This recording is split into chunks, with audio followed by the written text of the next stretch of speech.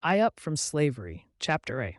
A slave among slaves was born a slave on a plantation in Franklin County, Virginia. I am not quite sure of the exact place or exact date of my birth, but at any rate, I suspect I must have been born somewhere and at some time.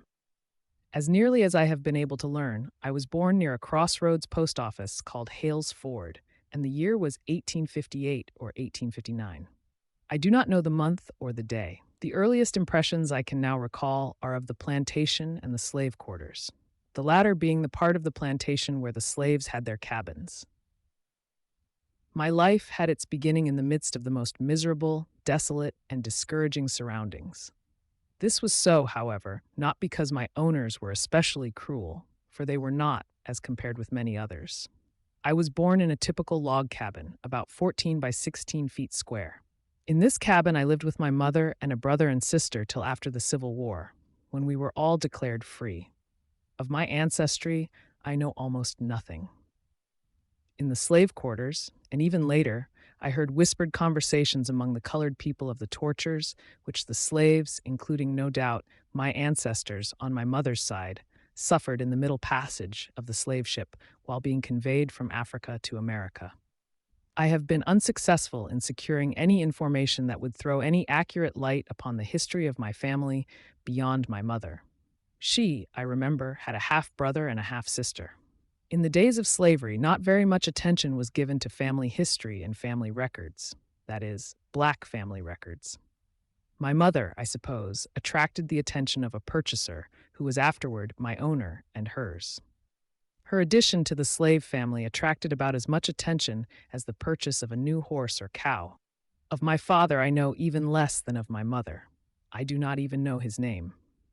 I have heard reports to the effect that he was a white man who lived on one of the nearby plantations. Whoever he was, I never heard of his taking the least interest in me or providing in any way for my rearing. But I do not find a special fault with him. He was simply another unfortunate victim of the institution which the nation unhappily had engrafted upon it at that time. The cabin was not only our living place, but was also used as the kitchen for the plantation. My mother was the plantation cook. The cabin was without glass windows.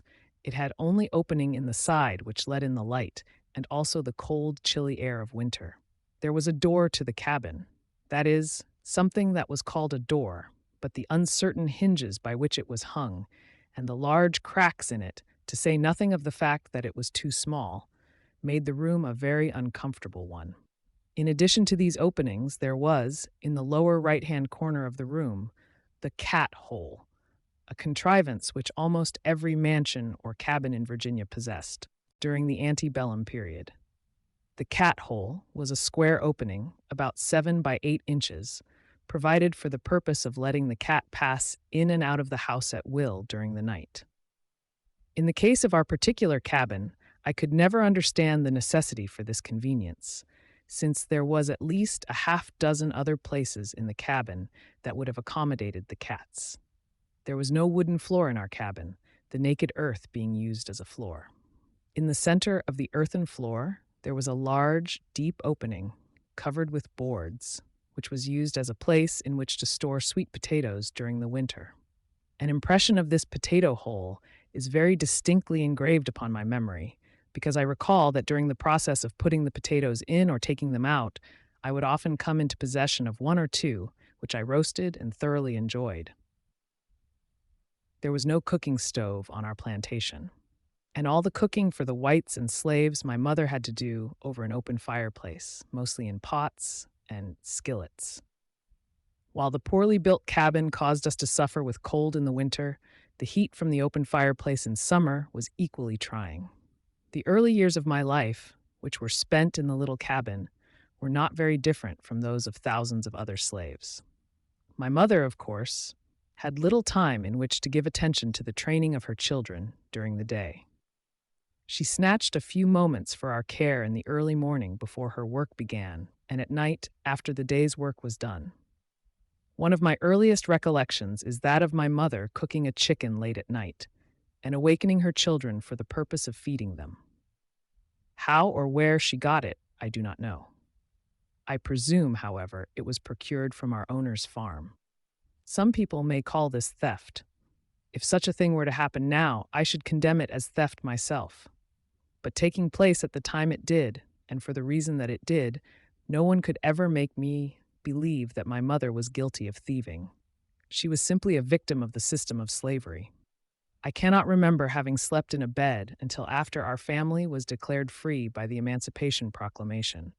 3 children, John, my older brother, Amanda, my sister, and myself, had a pallet on the dirt floor, or, to be more correct, we slept in and on a bundle of filthy rags laid upon the dirt floor. I was asked, not long ago, to tell something about the sports and pastimes that I engaged in during my youth. Until that question was asked, it had never occurred to me that there was no period of my life that was devoted to play.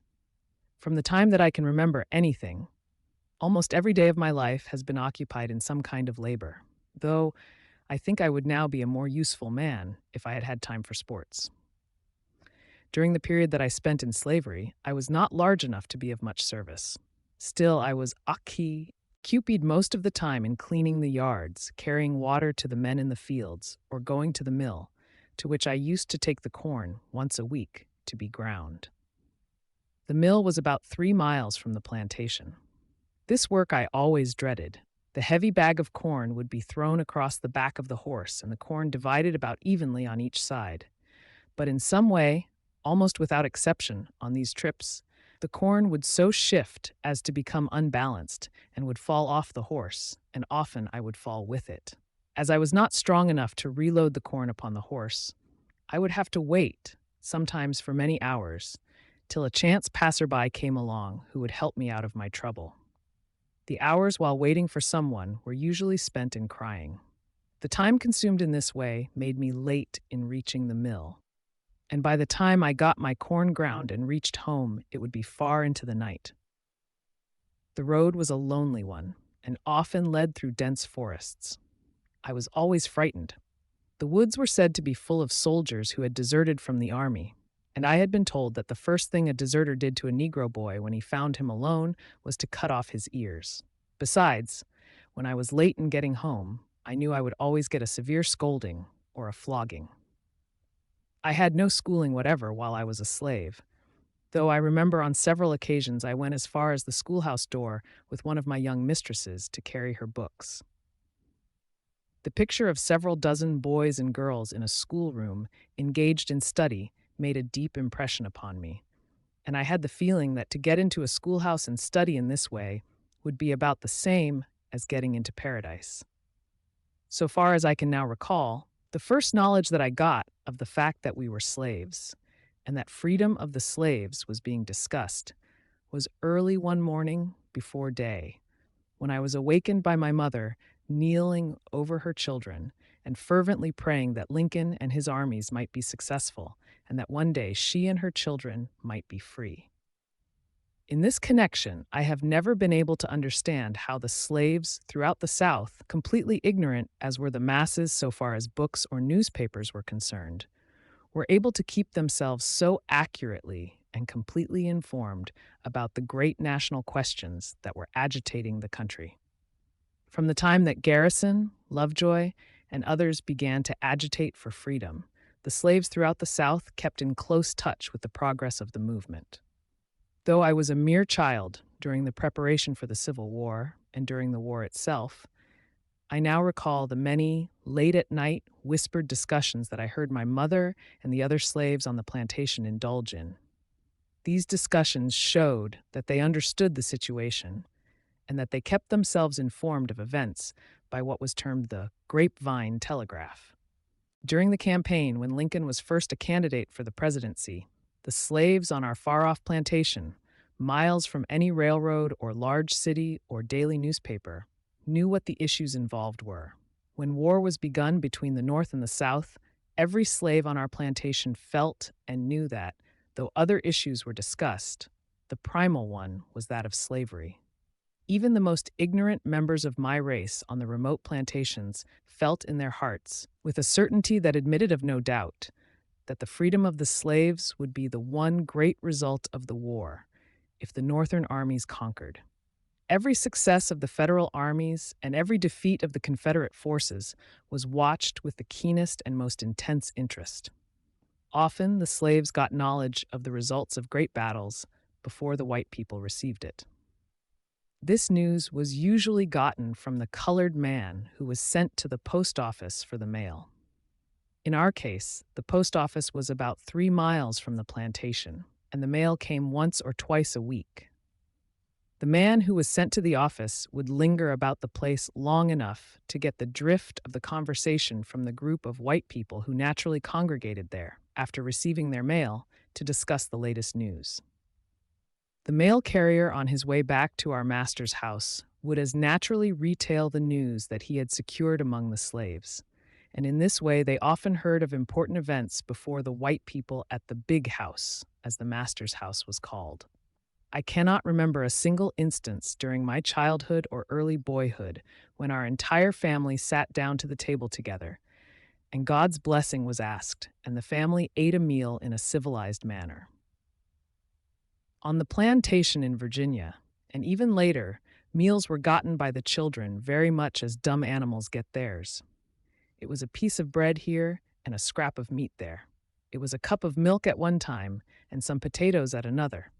Sometimes a portion of our family would eat our of the skillet or pot, while someone else would eat from a tin plate held on the knees, and often using nothing but the hands with which to hold the food. When I had grown to sufficient size, I was required to go to the big house at meal times to fan the flies from the table by means of a large set of paper fans operated by a pulley. Naturally, much of the conversation of the white people turned upon the subject of freedom and the war, and I absorbed a good deal of it. I remember that at one time I saw 2 of my young mistresses and some lady visitors eating ginger cakes in the yard. At that time, those cakes seemed to me to be absolutely the most tempting and desirable things that I had ever seen. And I then and there resolved that, if I ever got free, the height of my ambition would be reached if I could get to the point where I could secure and eat ginger cakes in the way that I saw those ladies doing. Of course, as the war was prolonged, the white people, in many cases, often found it difficult to secure food for themselves. I think the slaves felt the deprivation less than the whites, because the usual diet for the slaves was cornbread and pork, and these could be raised on the plantation. But coffee, tea, sugar, and other articles which the whites had been accustomed to use could not be raised on the plantation, and the conditions brought about by the war frequently made it impossible to secure these things. The whites were often in great straits.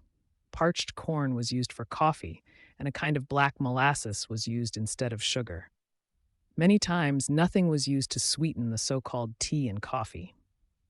The first pair of shoes that I recall wearing were wooden ones. They had rough leather on the top, but the bottoms, which were about an inch thick, were of wood. When I walked, they made a fearful noise, and besides this, they were very inconvenient, since there was no yielding to the natural pressure of the foot. In wearing them, one presented an exceedingly awkward appearance. The most trying ordeal that I was forced to endure as a slave boy, however, was the wearing of a flax shirt. In the portion of Virginia where I lived, it was common to use flax as part of the clothing for the slaves. That part of the flax from which our clothing was made was largely the refuse, which of course was the cheapest and roughest part. I can scarcely imagine any torture, except, perhaps, the pulling of a tooth, that is equal to that caused by putting on a new flax shirt for the first time. It is almost equal to the feeling that one would experience if he had a dozen or more chestnut burrs, or 100 small pinpoints, in contact with his flesh. Even to this day, I can recall accurately the tortures that I underwent when putting on one of these garments. The fact that my flesh was soft and tender added to the pain. But I had no choice. I had to wear the flax shirt or none. And had it been left to me to choose, I should have chosen to wear no covering.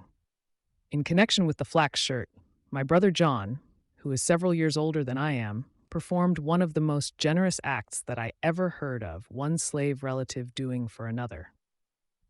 On several occasions when I was being forced to wear a new flax shirt, he generously agreed to put it on in my stead and wear it for several days, till it was broken in. Until I had grown to be quite a youth, this single garment was all that I wore. One may get the idea, from what I have said, that there was bitter feeling toward the white people on the part of my race, because of the fact that most of the white population was away fighting in a war which would result in keeping the Negro in slavery if the South was successful. In the case of the slaves on our place, this was not true. And it was not true of any large portion of the slave population in the South, where the Negro was treated with anything like decency. During the Civil War, one of my young masters was killed, and 2 were severely wounded. I recall the feeling of sorrow which existed among the slaves when they heard of the death of Mars Billy. It was no sham sorrow, but real. Some of the slaves had nursed Mars Billy, others had played with him when he was a child. Mars Billy had begged for mercy in the case of others when the overseer or master was thrashing them. The sorrow in the slave quarter was only second to that in the big house. When the 2 young masters were brought home wounded, the sympathy of the slaves was shown in many ways. They were just as anxious to assist in the nursing as the family relatives of the wounded. Some of the slaves would even beg for the privilege of sitting up at night to nurse their wounded masters. This tenderness and sympathy on the part of those held in bondage was a result of their kindly and generous nature.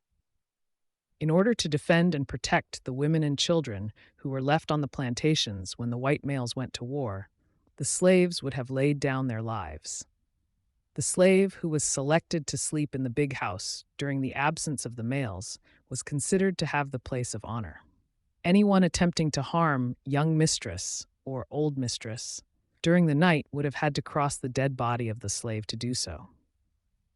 I do not know how many have noticed it, but I think that it will be found to be true that there are few instances, either in slavery or freedom, in which a member of my race has been known to betray a specific trust. As a rule, not only did the members of my race entertain no feelings of bitterness against the whites before and during the war, but there are many instances of Negroes tenderly caring for their former masters and mistresses, who for some reason have become poor and dependent since the war. I know of instances where the former masters of slaves have for years been supplied with money by their former slaves to keep them from suffering. I have known of still other cases in which the former slaves have assisted in the education of the descendants of their former owners. I know of a case on a large plantation in the South in which a young white man, the son of the former owner of the estate, has become so reduced in purse and self-control by reason of drink that he is a pitiable creature. And yet, notwithstanding the poverty of the colored people themselves on this plantation, they have for years supplied this young white man with the necessities of life. One sends him a little coffee or sugar, another a little meat, and so on. Nothing that the colored people possess is too good for the son of Old Mars Tom, who will perhaps never be permitted to suffer while any remain on the place who knew directly or indirectly of Old Mars Tom. I have said that there are few instances of a member of my race betraying a specific trust. One of the best illustrations of this which I know of is in the case of an ex-slave from Virginia, whom I met not long ago in a little town in the state of Ohio.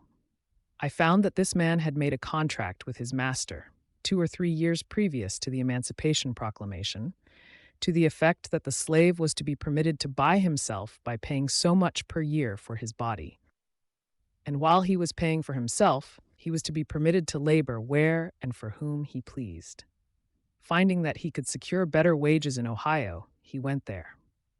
When freedom came, he was still in debt to his master some $300. Notwithstanding that the Emancipation Proclamation freed him from any obligation to his master, this black man walked the greater portion of the distance back to where his old master lived in Virginia and placed the last dollar with interest in his hands. In talking to me about this, the man told me that he knew that he did not have to pay the debt, but that he had given his word to his master, and his word he had never broken. He felt that he could not enjoy his freedom till he had fulfilled his promise. From some things that I have said, one may get the idea that some of the slaves did not want freedom. That is not true. I have never seen one who did not want to be free, or one who would return to slavery. I pity from the bottom of my heart any nation or body of people that is so unfortunate as to get entangled in the net of slavery. I have long since ceased to cherish any spirit of bitterness against the Southern white people on account of the enslavement of my race. No one section of our country was wholly responsible for its introduction, and besides, it was recognized and protected for years by the general government. Having once got its tentacles fastened on to the economic and social life of the Republic, it was no easy matter for the country to relieve itself of the institution. Then, when we rid ourselves of racial feeling and look facts in the face, we must acknowledge that, notwithstanding the cruelty and moral wrong of slavery, the 10 million Negroes inhabiting this country, who themselves or whose ancestors went through the school of American slavery, are in a stronger and more hopeful condition, materially, intellectually, morally, and religiously, than is true of an equal number of black people in any other portion of the globe. This is so to such an extent that Negroes in this country, who themselves or whose forefathers went through the school of slavery, are constantly returning to Africa as missionaries to enlighten those who remained in the fatherland. This I say, not to justify slavery. On the other hand, I condemn it as an institution, as we all know that in America it was established for selfish and financial reasons, and not from a missionary motive, but to call attention to a fact and to show how Providence so often uses men and institutions to accomplish a purpose. When persons ask me in these days how, in the midst of what sometimes seem hopelessly discouraging conditions, I can have such faith in the future of my race in this country, I remind them of the wilderness through which and out of which a good providence has already led us. Ever since I have been old enough to think for myself, I have entertained the idea that, notwithstanding the cruel wrongs inflicted upon us, the black man got nearly as much out of slavery as the white man did. The hurtful influences of the institution were not by any means confined to the Negro. This was fully illustrated by the life upon my own plantation.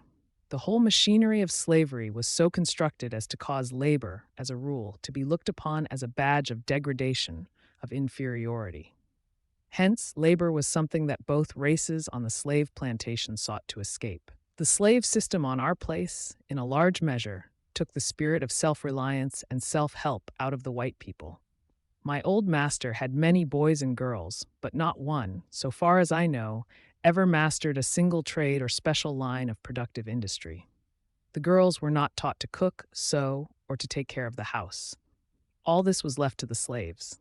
The slaves, of course, had little personal interest in the life of the plantation, and their ignorance prevented them from learning how to do things in the most improved and thorough manner.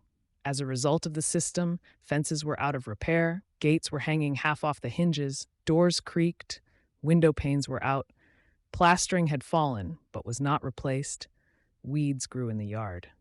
As a rule, there was food for whites and blacks, but inside the house and on the dining room table, there was wanting that delicacy and refinement of touch and finish which can make a home the most convenient, comfortable, and attractive place in the world. Withal, there was a waste of food and other materials which was sad. When freedom came, the slaves were almost as well fitted to begin life anew as the master, except in the matter of book learning and the ownership of property. The slave owner and his sons had mastered no special industry. They unconsciously had imbibed the feeling that manual labor was not the proper thing for them.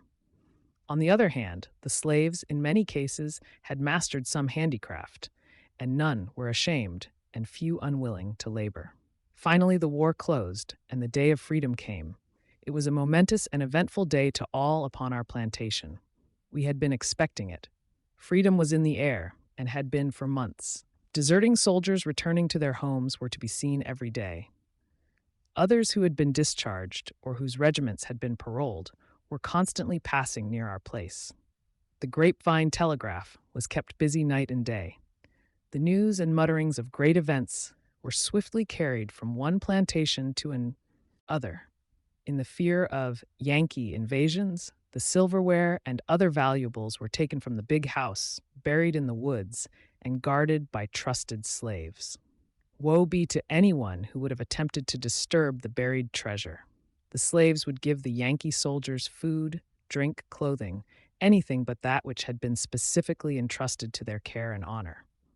As the great day drew nearer, there was more singing in the slave quarters than usual. It was bolder, had more ring, and lasted later into the night. Most of the verses of the plantation songs had some reference to freedom. True, they had sung those same verses before, but they had been careful to explain that the freedom in these songs referred to the next world and had no connection with life in this world. Now, they gradually threw off the mask and were not afraid to let it be known that the freedom in their songs meant freedom of the body in this world. The night before the eventful day, word was sent to the slave quarters to the effect that something unusual was going to take place at the big house the next morning. There was little, if any, sleep that night. All was excitement and expectancy. Early the next morning, word was sent to all the slaves, old and young, to gather at the house. In company with my mother, brother, and sister, and a large number of other Aves, I went to the master's house. All of our master's family were either standing or seated on the veranda of the house, where they could see what was to take place and hear was said. There was a feeling of deep interest, or perhaps sadness, on their faces, but not bitterness. As I now recall the impression they made upon me, they did not at the moment seem to be sad because of the loss of property, but rather because of parting with those whom they had reared, and who were in many ways very close to them. The most distinct thing that I now recall in connection with the scene was that some man who seemed to be a stranger, a United States officer, I presume, made a little speech and then read a rather long paper, the Emancipation Proclamation, I think. After the reading, we were told that we were all free and could go when and where we pleased. My mother, who was standing by my side, leaned over and kissed her children while tears of joy ran down her cheeks. She explained to us what it all meant, that this was the day for which she had been so long praying, but fearing that she would never live to see. For some minutes there was great rejoicing and thanksgiving and wild scenes of ecstasy, but there was no feeling of bitterness. In fact, there was pity among the slaves for our former owners. The wild rejoicing on the part of the emancipated colored people lasted but for a brief period, for I noticed that by the time they returned to their cabins, there was a change in their feelings. The great responsibility of being free, of having charge of themselves, of having to think and plan for themselves and their children, seemed to take possession of them. It was very much like suddenly turning a youth of 10 or 12 years out into the world to provide for himself. In a few hours, the great questions with which the Anglo-Saxon race had been grappling for centuries had been thrown upon these people to be solved. These were the questions of a home, a living, the rearing of children, education, citizenship, and the establishment and support of churches. Was it any wonder that within a few hours the wild rejoicing ceased and a feeling of deep gloom seemed to pervade the slave quarters? To some it seemed that, now that they were in actual possession of it, freedom was a more serious thing than they had expected to find it. Some of the slaves were 70 or 80 years old. Their best days were gone. They had no strength with which to earn a living in a strange place and among strange people, even if they had been sure where to find a new place of abode. To this class, the problem seemed especially hard. Besides, deep down in their hearts, there was a strange and peculiar attachment to Old Marster and Old Missus, and to their children, which they found it hard to think of breaking off. With these they had spent, in some cases, nearly a half-century, and it was no light thing to think of parting. Gradually, one by one, stealthily at first, the older slaves began to wander from the slave quarters back to the big house to have a whispered conversation with their former owners as to the future. A slave among slaves.